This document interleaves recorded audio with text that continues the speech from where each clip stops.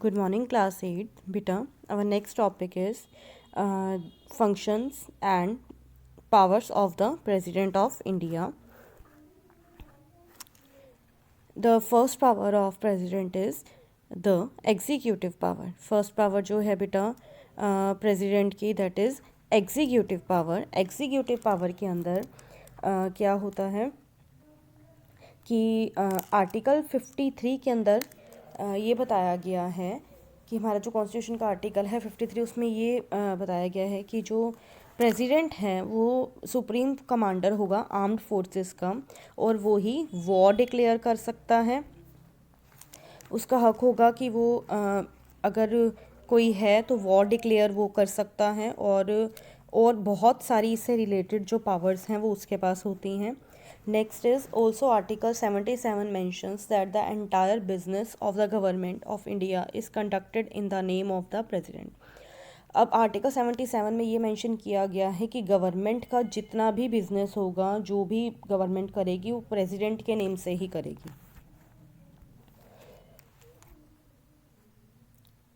Next is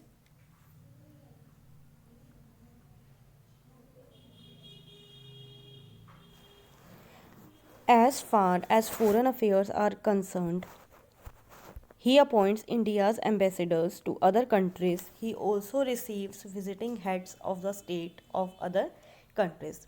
बेटा, एक president की से रिलेटेड ही नेक्स्ट पावर ये होती है कि as far as foreign affairs are concern, foreign affairs मतलब दूसरी कंट्रीज़ के साथ भी जो कंट्री है हमारी उसको मतलब अच्छे रिलेशन बनाने होते हैं. तो ये क्या करता है, he appoints India's ambassador to other countries. President क्या करता है, एक एम्बेसडर, एक पर्सन अपॉइंट करता है जो कि दूसरी कंट्रीज़ के साथ हमारे जो रिलेशनशिप्स हैं उनको अच्छा बना सके. He also receives visiting heads of the state of other countries.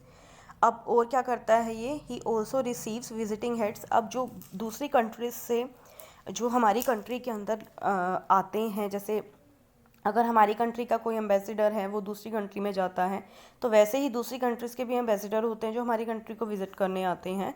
तो ये उनको क्या करता है, विजिटिंग हेड होता है उनका, उनसे मिलता है और उनसे रिलेशनशिप्स जो हैं वो और ज़्यादा मजबूत करने की कोशिश करता है.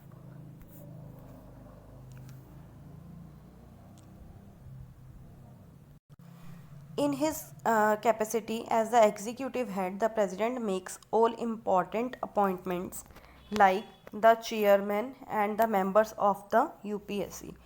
इन हिज कैपेसिटी और एज अ एग्जीक्यूटिव हेड, वो एक एग्जीक्यूटिव हेड है. The president makes all important appointments, जितने भी इम्पॉर्टेंट अपॉइंटमेंट्स होती हैं like chairman and the member of the UPSC, वो सब प्रेसिडेंट के द्वारा ही अपॉइंट किए जाते हैं.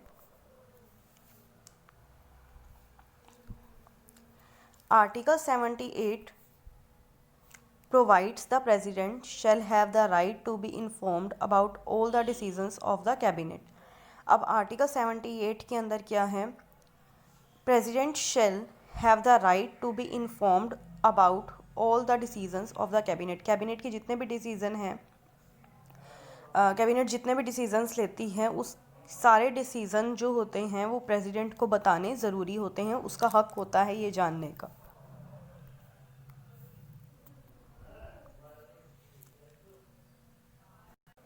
Next is legislative powers.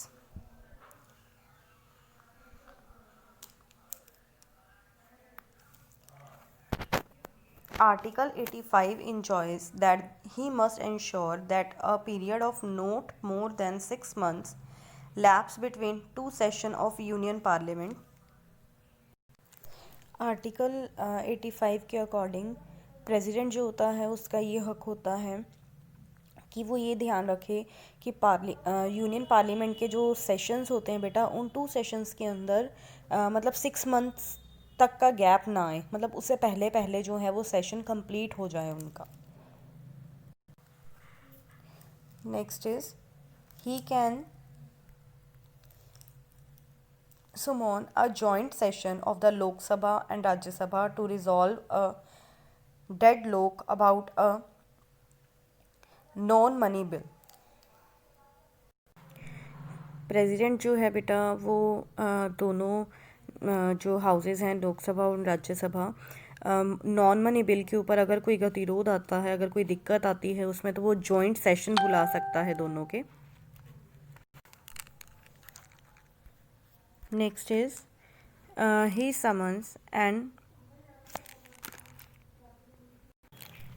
Summons and produce the union parliament, he can dissolve the Lok Sabha. He summons and prorogues the Union Parliament. He can dissolve the लोक सभा। अब बेटा प्रेसिडेंट के पास ये हक होता है कि जो ये क्या कर सकता है, समन्स मतलब स्थगित कर सकता है जो यूनियन पार्लियामेंट है उसको। Article 86 empowers the president to send messages to either house regarding a bill pending before the house. अब आर्टिकल 86 प्रेसिडेंट को ये पावर देता है कि वो मैसेज सेंड कर सकता है किसी भी दोनों में से किसी भी हाउस को रिगार्डिंग अ बिल पेंडिंग, जो उनका बिल पेंडिंग है बिफोर द हाउस, मतलब हाउस मीटिंग्स होने से पहले जो उनका जो बिल जो होते हैं बेटा वो पारित होते हैं, उसके अकॉर्डिंग वो उसको प्रेसिडेंट जो है वो उनको भेज सकता है कि अगर किसी जो हाउस है उसने अपना बिल पेश नहीं किया हो तो।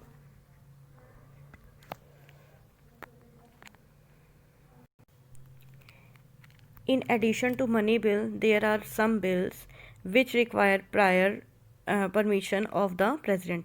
अब बेटा कोई भी बिल जो है वो पेश होने से पहले, चाहे वो मनी बिल है, मनी बिल को भी पेश होने से पहले, या फिर और भी बहुत सारे बिल्स होते हैं जिनको पेश होने से पहले प्रेसिडेंट की प्रायर परमिशन, मतलब प्रेसिडेंट उसको पहले परमिशन देगा तो ही वो उसको आगे पहुंचा सकते हैं।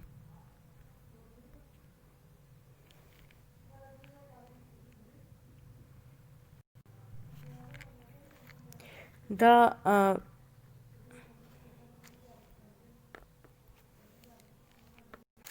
The president inaugurates the first session of the parliament after every general election. Her general election के बाद जो फर्स्ट सेशन होता है उसको प्रेसिडेंट ही इनोग्रेट करता है।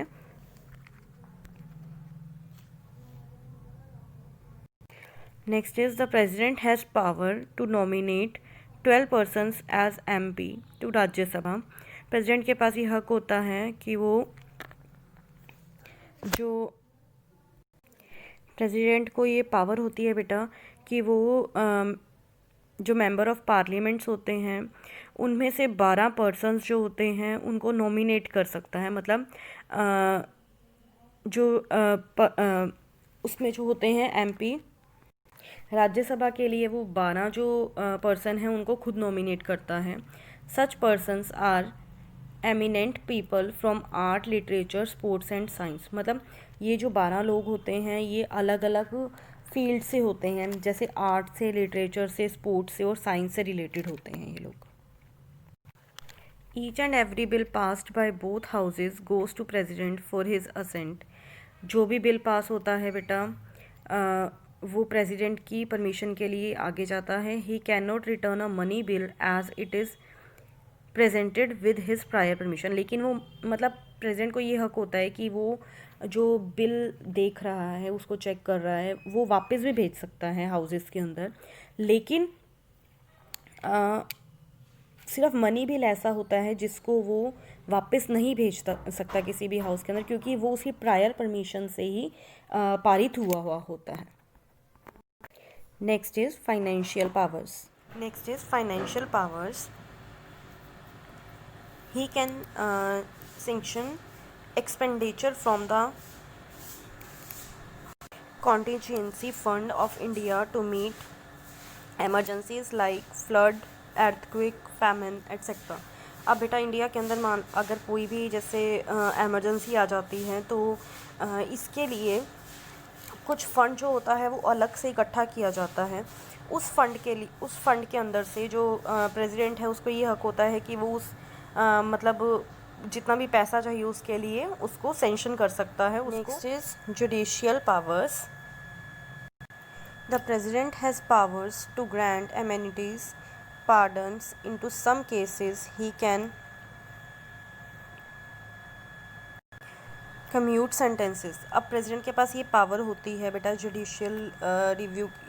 जुडिशियल पावर जो होती है वो होती है कि मतलब वो कोई भी अगर मान लो किसी ने क्राइम किया है तो उसकी जो सज़ा है उसको कम कर सकता है, बढ़ा सकता है, या फिर उसकी सज़ा को माफ़ भी कर सकता है, ये उसके पास पावर होती है।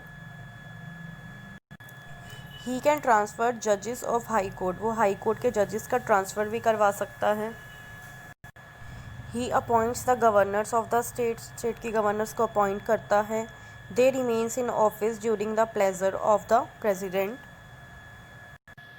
और प्रेसिडेंट को ही ये हक होता है कि उन्हें वो हटा भी सकता है। द प्रेसिडेंट कैन गिव और refuse to give consent to the bills reserved for his approval by the governors of the state.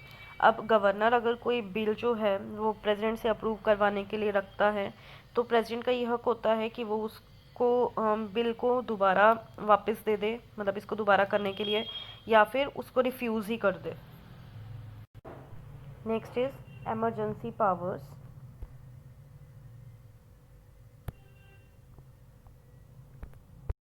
Article 352 provides that in case there is a national emergency due to war, external aggression and internal armed rebellion, अगर country के अंदर बेटा जो president है वो national emergency घोषित कर सकता है कि अगर कोई मतलब कि सिचुएशन ऐसी बन जाए, वॉर वाली सिचुएशन बन जाए, या फिर इंटरनल आर्म फोर्सेस रीबिलियन हो जाए, तो इसके कारण वो क्या कर सकता है, नेशनल इमरजेंसी को घोषित कर सकता है अगर उसे लगता है कि कंट्री को इससे रिलेटेड कोई खतरा हो सकता है।